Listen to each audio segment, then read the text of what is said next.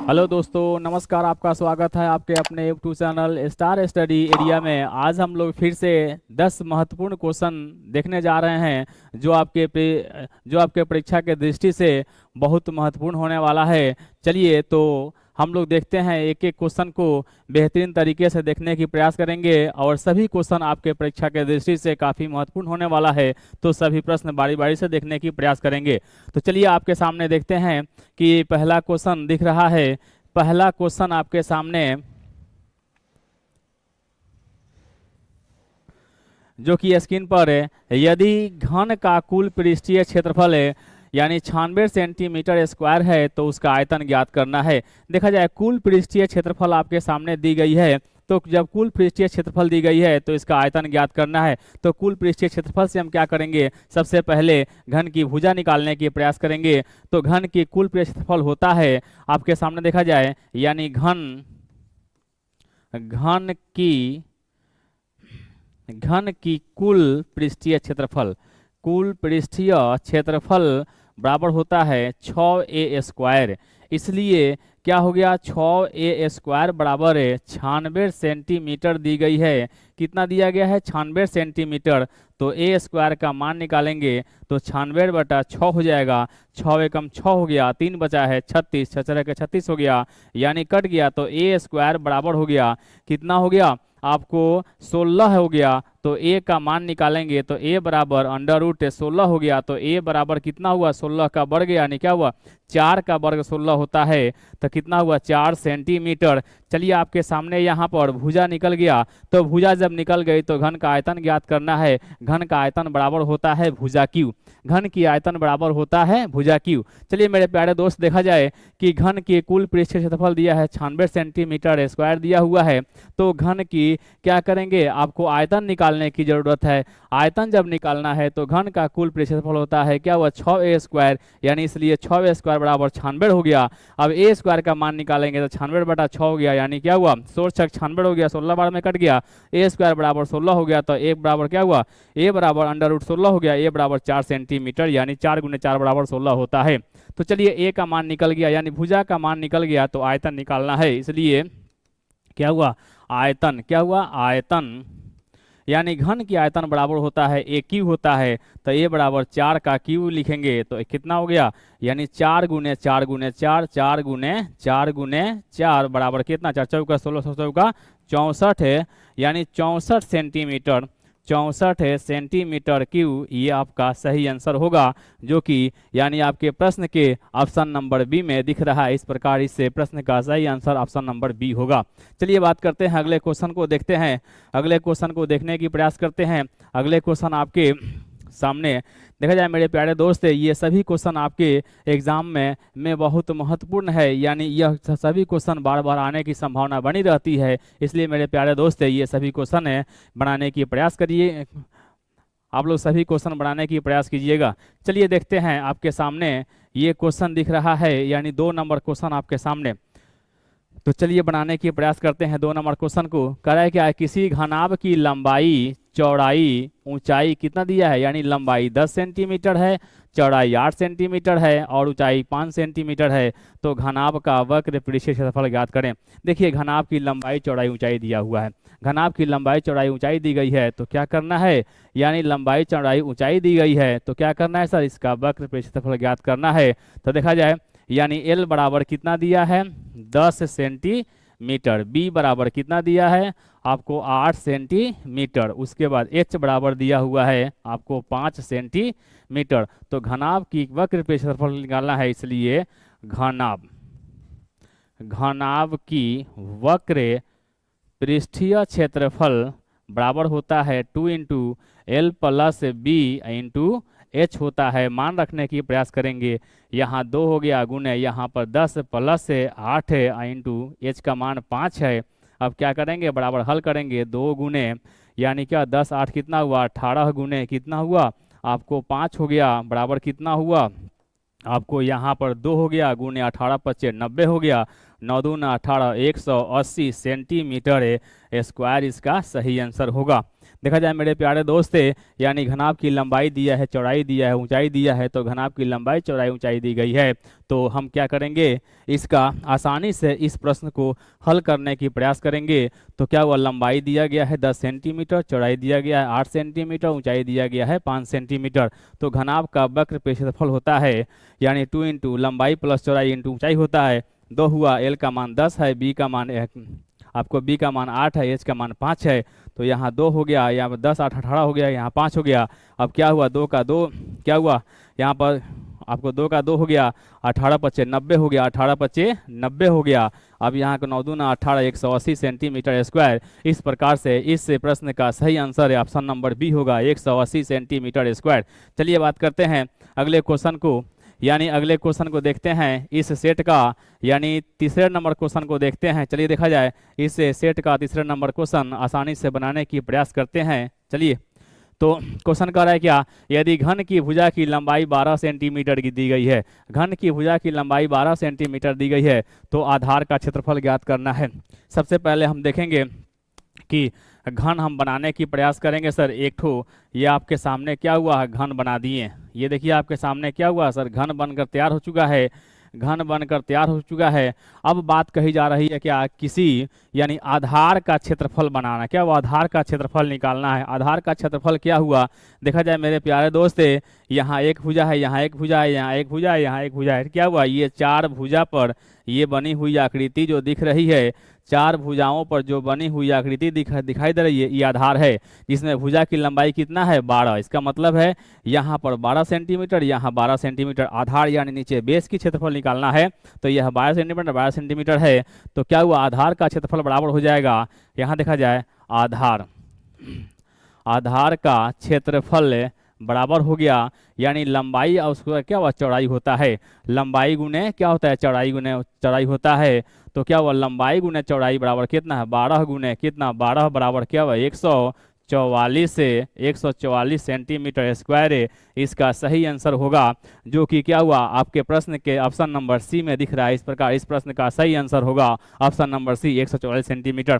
कहने का मतलब है आधार की क्षेत्रफल पूछ रहा है, यानी क्या इस घन की आधार का क्षेत्रफल। तो आधार यहाँ दिखाई दे रहा है, देखा जाए मेरे प्यारे दोस्त, ये आधार दिखाई दे रहा है, ये आधार दिखाई दे रहा है। इस आधार पे क्या करना है, इसका क्षेत्रफल निकालना है। तो यहाँ से लंबाई है, यहाँ से चौड़ाई है, यानी क्या हुआ, इसका क्षेत्रफल लंबाई गुने चौड़ाई होता है, लंबाई गुने चौड़ाई होता है। यानी आधार का क्षेत्रफल वर्ग का क्षेत्रफल कितना होता है, भुजा स्क्वायर होता है। तो भुजा यहाँ से यहाँ 12, यहाँ से यहाँ 12, तो 12 गुने 12 बराबर क्या, 144 सेंटीमीटर। इस प्रकार इस प्रश्न का सही आंसर ऑप्शन नंबर सी होगा, 144 सेंटीमीटर स्क्वायर। चलिए बात करते हैं अगले क्वेश्चन को देखते हैं। अगले क्वेश्चन को यानी इस सेट का चौथे नंबर क्वेश्चन को देखते हैं। आपके सामने चौथे नंबर सेट दिख रहा है, यानी चौथे नंबर क्वेश्चन दिख रहा है इस सेट का। चलिए मेरे प्यारे दोस्त, ये सभी के सभी क्वेश्चन आपके परीक्षा के दृष्टि से काफ़ी महत्वपूर्ण होने वाला है। इस प्रकार इस सभी प्रश्न को देखने की प्रयास किया जाए। चलिए, कह रहा है क्या, किसी घनाभ का विकर्ण यानी का सूत्र क्या होता है। घनाभ के विकर्ण के बारे में बात कर रहे हैं। हम लोग कंसेप्ट क्लास में पढ़े हुए थे कि घनाभ का विकर्ण क्या होता है। घनाभ का विकर्ण बराबर होता है, देखिए घनाभ में क्या होता है, लंबाई होता है, उसके बाद चौड़ाई होता है, उसके बाद क्या हुआ आपको क्या हुआ, ऊंचाई होता है। तो क्या हुआ, आपको विकर्ण की मान निकालना है, विकर्ण निकालना है। तो विकर्ण बराबर ही क्या हुआ, विकर्ण देखा जाए विकर्ण बराबर होता है अंडर रूट क्या हुआ एल स्क्वायर प्लस के क्या हुआ बी स्क्वायर प्लस के एच स्क्वायर होता है। यानी इस प्रकार क्या हुआ, घनाभ का विकर्ण जो होता है अंडर रूट क्या हुआ L square plus B square plus H square. इस प्रकार इस प्रश्न का सही आंसर है आपको ऑप्शन नंबर बी दिख रहा है, अंडर रूट क्या हुआ L square plus B square plus H square. इस प्रकार इस प्रश्न का सही आंसर ऑप्शन नंबर बी होगा। चलिए बात करते हैं अगले क्वेश्चन को देखते हैं। अगले क्वेश्चन इस सेट का अगला क्वेश्चन यानी 5वें नंबर क्वेश्चन हम लोग बनाने जा रहे हैं। चलिए मेरे प्यारे दोस्त, देखा जाए इस क्वेश्चन को किस प्रकार से हम लोग हल करने की प्रयास करते हैं।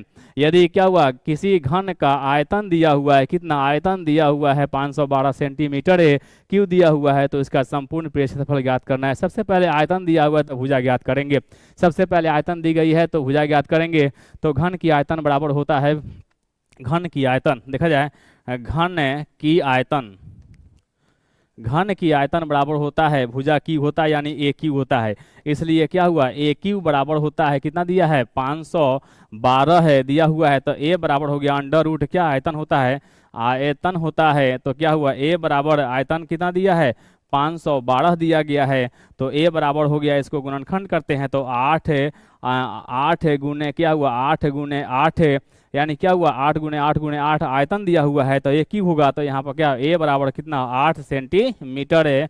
क्या हुआ आपको भुजा की मान निकल गया। जब भुजा का मान निकल गया तो क्या करना है, संपूर्ण पृष्ठफल ज्ञात करना है। यानी घन की संपूर्ण पृष्ठफल क्या होता है, तो हम सभी प्यारे दोस्त जानते हैं कि घन का संपूर्ण पृष्ठीय क्षेत्रफल बराबर होता है 6a²। क्या होता है, 6a² होता है। इसलिए संपूर्ण देखा जाए, संपूर्ण है ना संपूर्ण पृष्ठीय क्षेत्रफल बराबर होता है यानी 6a² होता है बराबर 6 गुने ए का मान कितना है, 8 का स्क्वायर होगा। तो बराबर क्या हुआ, 6 गुने यानी 8 गुने 8 हो गया। यहाँ पर कितना हो गया, 6 गुने यहाँ कितना हुआ, 64 हो गया। अब गुना करेंगे 6 चौका 24 के 4 हुआ 36 से, और 2 कितना हुआ 38 से। आपको सेंटीमीटर स्क्वायर इस प्रश्न का सही आंसर होगा, जो कि यानी 384 सेंटीमीटर आपके सामने दिख रहा है। इस प्रकार इस प्रश्न का सही आंसर क्या होगा, ऑप्शन नंबर बी यानी 384 सेंटीमीटर स्क्वायर इस प्रश्न का सही आंसर होगा। चलिए मेरे प्यारे दोस्त अगले क्वेश्चन को देखते हैं। अगले क्वेश्चन आपके सामने यानी 6ठे नंबर क्वेश्चन को देखते हैं। चलिए मेरे प्यारे दोस्त इस क्वेश्चन को बनाने की प्रयास करते हैं। मेरे प्यारे दोस्त ये सभी ध्यान रखें कि इस सेट का सभी प्रश्न यानी आपके परीक्षा की दृष्टि से काफ़ी महत्वपूर्ण होने वाला है। इस प्रकार इस सभी प्रश्न को देखने की प्रयास किया जाए। चलिए अगले क्वेश्चन को देखते हैं। इस घनाभ के तीनों आयाम यानी तीनों आयाम दुगुने कर दिए जाएं तो यानी आयतन कितने गुना हो जाएगा। देखिए तीनों आयाम की बात कही जा रही है, यानी लंबाई भी, चौड़ाई भी, ऊंचाई भी, यानी दुगुना करने की बात कही जा रही है। जैसे ही क्या हुआ, इसका बात अगर क्या हुआ, लंबाई को दुगुना करेंगे, चौड़ाई को दुगुना करेंगे और क्या हुआ, ऊंचाई को दुगुना करेंगे, तो ये क्या हो गया, यानी 8 गुना आयतन क्या होगा, 8 गुना हो जाएगा। इस प्रकार क्या हुआ, इस प्रश्न का सही आंसर ऑप्शन नंबर डी होगा। चलिए मेरे प्यारे दोस्त अगले क्वेश्चन देखते हैं। इस सेट का अगले क्वेश्चन 7वें नंबर क्वेश्चन को हम लोग बनाने जा रहे हैं। मेरे प्यारे दोस्त इस क्वेश्चन को देखने की प्रयास किया जाए। कह रहा है क्या, यदि घनाभ की लंबाई और चौड़ाई और ऊंचाई बराबर हो तो क्या होता है, वह क्या कहलाएगा। देखा जाए मेरे प्यारे दोस्त, घनाभ के बारे में बात कहा जाए, घनाभ की लंबाई भी, घनाभ की चौड़ाई भी और घनाभ की ऊंचाई भी, तीनों को बराबर कर दिया जाए। यानी जिससे क्या हुआ, आकृति में तीनों भुजाएं आपस में बराबर होती है, लंबाई भी, चौड़ाई भी, ऊंचाई भी।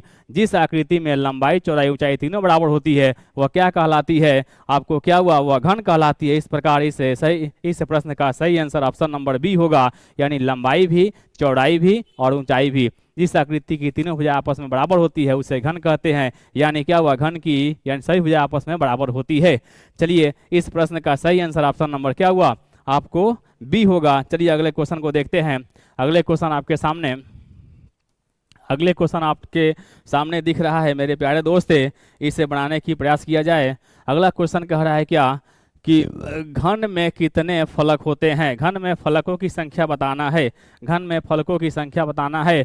घन में फलक या घनाभ में फलक यानी फलकों की संख्या दोनों में बराबर होती है। इस प्रकार से घन में फलकों की संख्या कितनी होती है, 6 होती है। यानी क्या हुआ, घन में फलकों की संख्या कितनी होती है, यानी 6 होती है। जैसे बात करते हैं, एक कमरा जो है ना घन के आकार का भी होता है और घनाभ के आकार का भी होता है। अगर घन के आकार का दिखा तो उसमें फलक देख लिया जाए, एक क्या हुआ, फर्श हो गया, एक छत हो गया, 2 हो गया, और चारों साइड का दीवार हो गया, 4 2 6 हो गया। इस प्रकार से यानी क्या हुआ, घन में फलकों की संख्या कितनी होती है, 6 होती है। इस प्रकार इस प्रश्न का सही आंसर ऑप्शन नंबर बी होगा, यानी 6 फलक होती है। चलिए अगले क्वेश्चन को देखते हैं।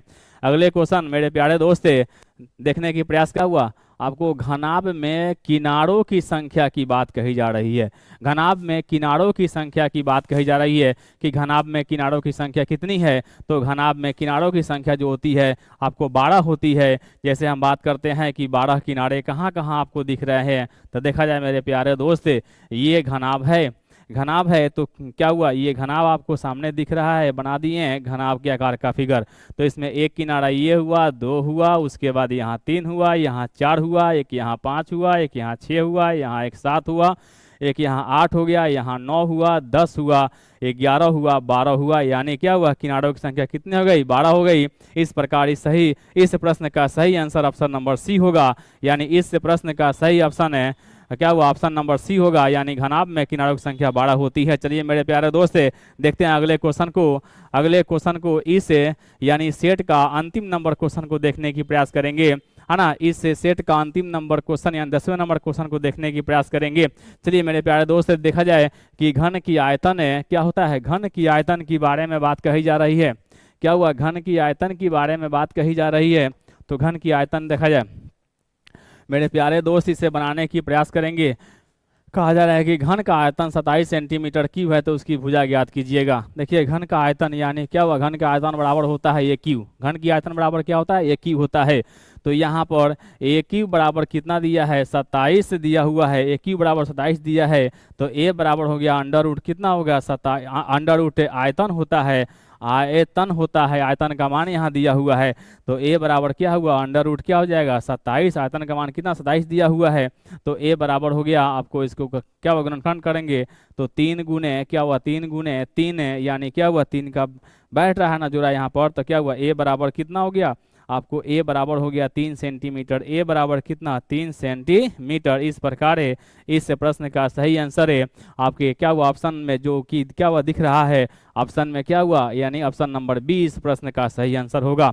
चलिए मेरे प्यारे दोस्त अगर यह है क्या हुआ क्वेश्चन सभी आपको अच्छा लगे, अगर यह वीडियो अच्छा लगे तो इस वीडियो को अधिक से अधिक लाइक करेंगे, सब्सक्राइब करेंगे और अपने दोस्तों को शेयर करने की प्रयास करेंगे। चलिए मिलते हैं अगले दिन अगले क्लास में। Thank you.